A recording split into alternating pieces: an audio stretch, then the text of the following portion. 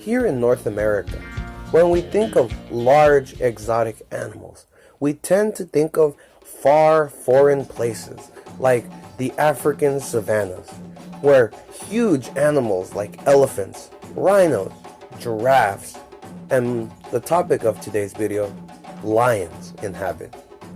Now you may be thinking to yourself, Africa is a beautiful country, and indeed it is. But what if I were to tell you that North America was just as beautiful only more than 11,000 years ago? It's true. And what if I were to tell you that North America once had lions? Yes, it's true. Hopefully you'll join me in the past here as we take a look back and see the ancient American Serengeti that existed during the Pleistocene. Today's animal, the Panthera leo atrox, the American lion. Members of the cat family, the Felidae, first appear in the fossil record in Europe and Asia about 25 million years ago. The largest cat from Rancho La Brea is Panthera leo atrox, and at least 80 individuals have been excavated at the La Brea tar pits. The name Panthera can be traced to Sanskrit for the word tiger, which was then altered to Greek sounding the word atrox, meaning cruel or frightful in Latin. Unlike the saber-toothed cat, Smilodon, the American lion is a true felid within the subfamily of Felinae.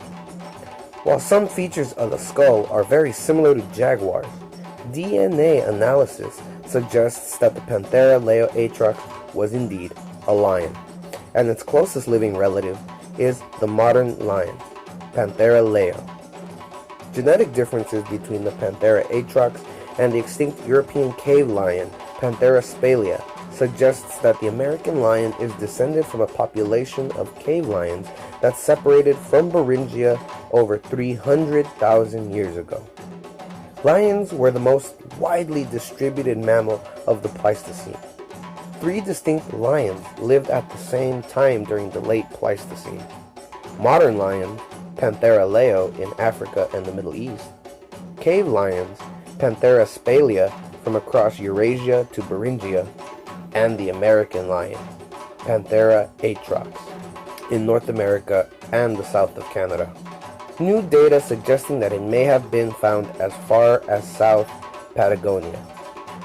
Evolution of the Panthera cats coincides with the evolution of open grassland plant communities of C4 plants over time. Adaptations may have allowed Panthera to move into North America from Asia across treeless expanses of tundra. Its remains have been recovered from deposits that date between 130,000 years to 11,000 years. Panthera atrox is one of the largest cats that have ever lived.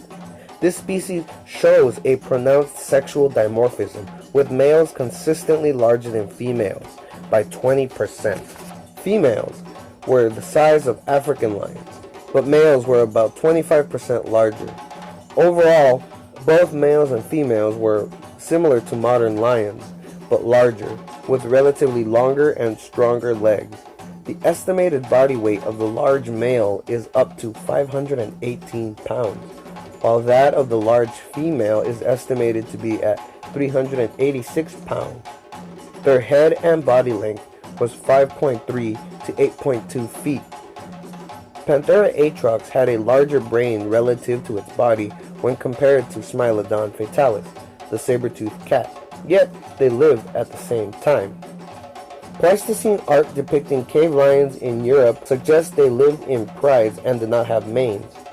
Cave lion fur found in Russia suggests that they were a reddish-brown color, though American lions may have had different color coats for their environment. All cats, from lions to house cats, are hypercarnivores, with teeth suited for a diet of meat and practically nothing else. Cats have no molars, specialized for chewing their food like dogs or bears, or like all mammals in the order of Carnivora. The carnassial teeth, the last upper premolar and first lower molar of the Panthera atrox, were used to slice flesh.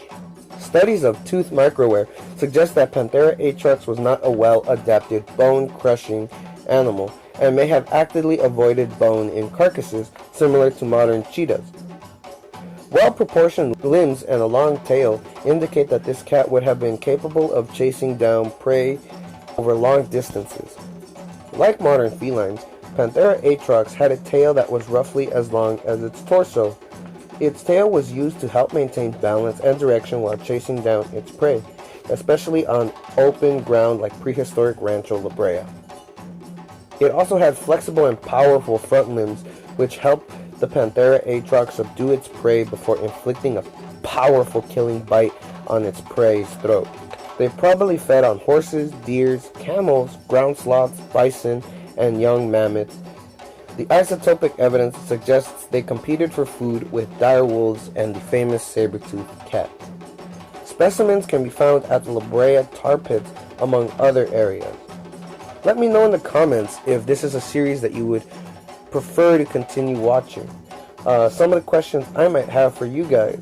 What did you notice about the Panthera atrox's teeth and skull from the animated display? How did you think the Panthera atrox used its teeth? How do you think we humans use our teeth, our canines, and our molars? Have you seen lions at the zoo? How do you think Panthera atrox may have been similar or different? Thank you for listening.